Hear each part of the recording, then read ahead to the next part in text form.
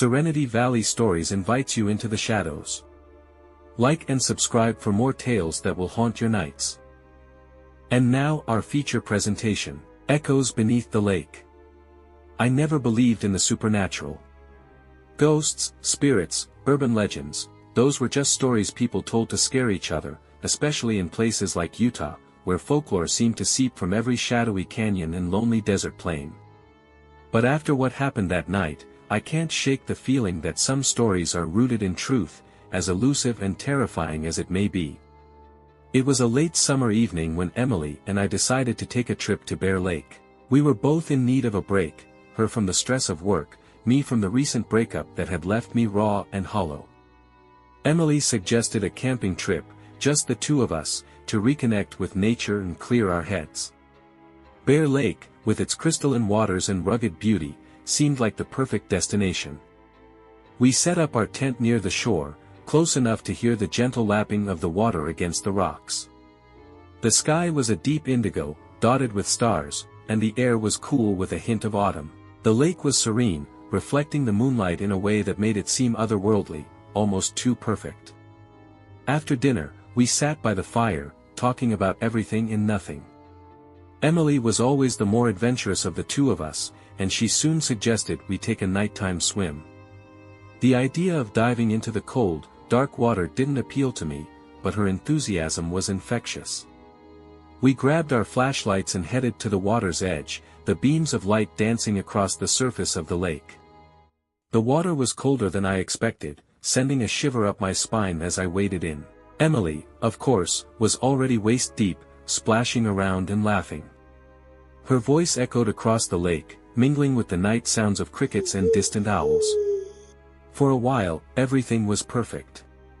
The water was refreshing, the night was calm, and for the first time in weeks, I felt a sense of peace. But that feeling didn't last long. I was floating on my back, staring up at the sky, when I first heard it, a soft, almost imperceptible sound, like the faintest whisper carried by the wind.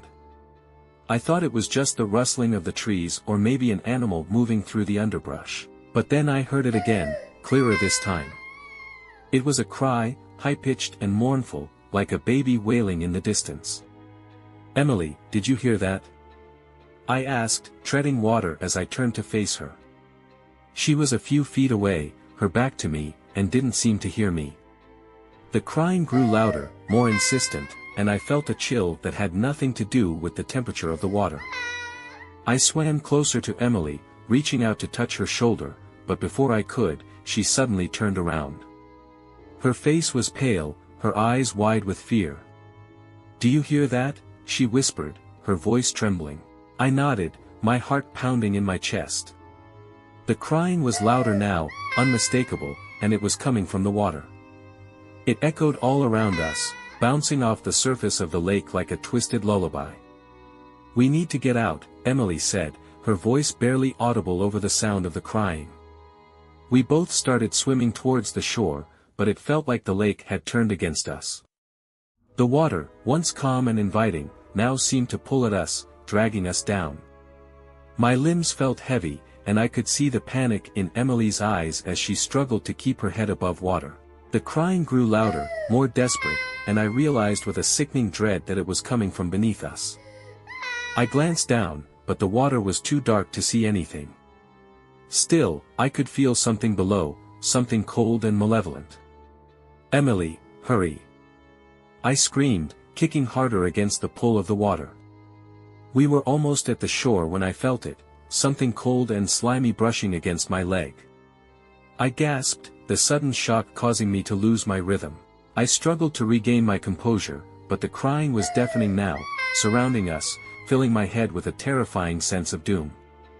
Emily was just ahead of me, almost within reach of the shore. She reached out, her fingers grasping the rocks at the edge of the water. Relief flooded through me as I saw her begin to pull herself out. But then, without warning, something yanked her back. She screamed, a blood-curdling sound that sliced through the night. I watched in horror as she was pulled under, her hands clawing at the rocks, her eyes wide with terror. I tried to swim towards her, but the water seemed to come alive, thrashing and churning, keeping me from reaching her. Emily! I screamed, but it was too late. She disappeared beneath the surface, the water closing over her head with a sickening finality. The crying stopped abruptly, leaving an eerie silence in its wake. I was frozen in place, treading water, my heart pounding in my chest as I stared at the spot where she had vanished. For a moment, everything was still.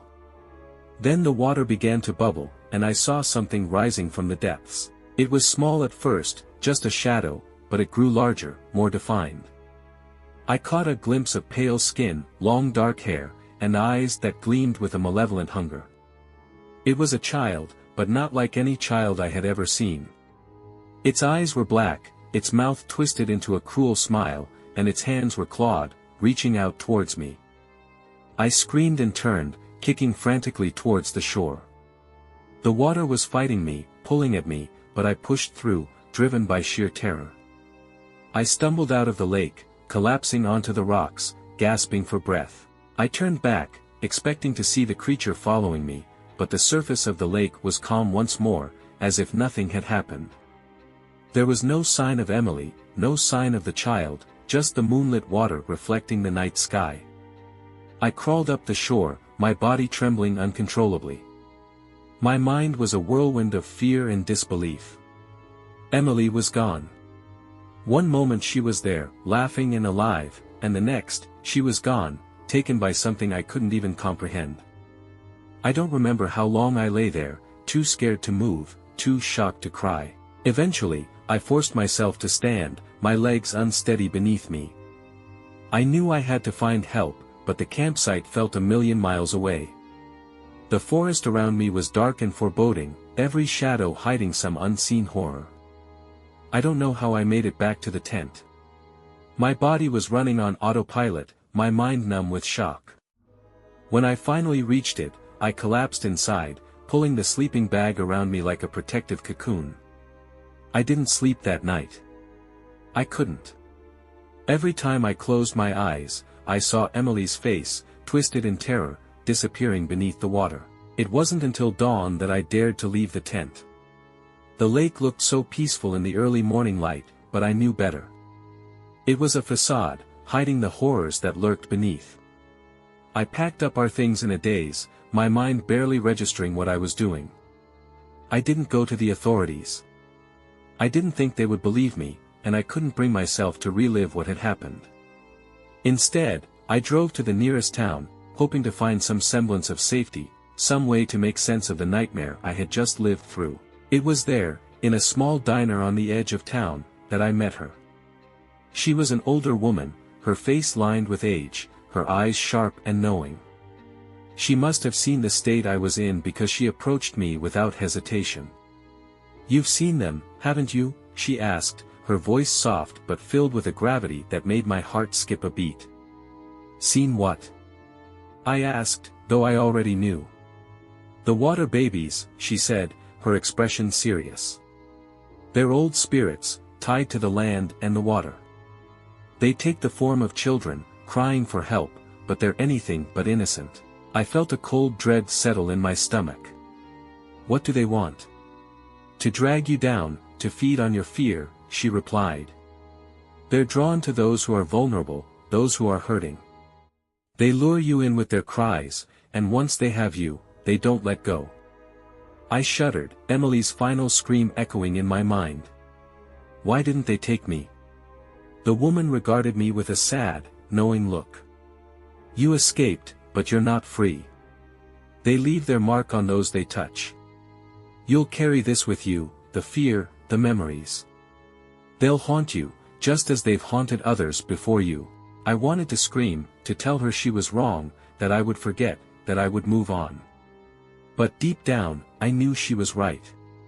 The events of that night were seared into my mind, a nightmare that I could never escape. I left the diner soon after, driving aimlessly, trying to outrun the terror that clung to me like a second skin. But no matter how far I drove, I couldn't shake the feeling that I was being watched, that something was waiting, lurking just out of sight. It's been months since that night, but the fear hasn't faded. I see Emily in my dreams, her hand reaching out to me from beneath the water. I hear the cries of the water babies in the dead of night, echoing in my mind, a constant reminder of what I've lost, of what I can never forget. I know now that some stories are more than just myths. They're warnings, whispers from the past, telling us to beware. But for some of us, the warning comes too late. For some of us, the nightmare is all too real. Thank you for watching Serenity Valley Stories. If you enjoyed this story, please like the video, subscribe to the channel, and hit the notification bell so you never miss another scary tale. Share your thoughts in the comments below.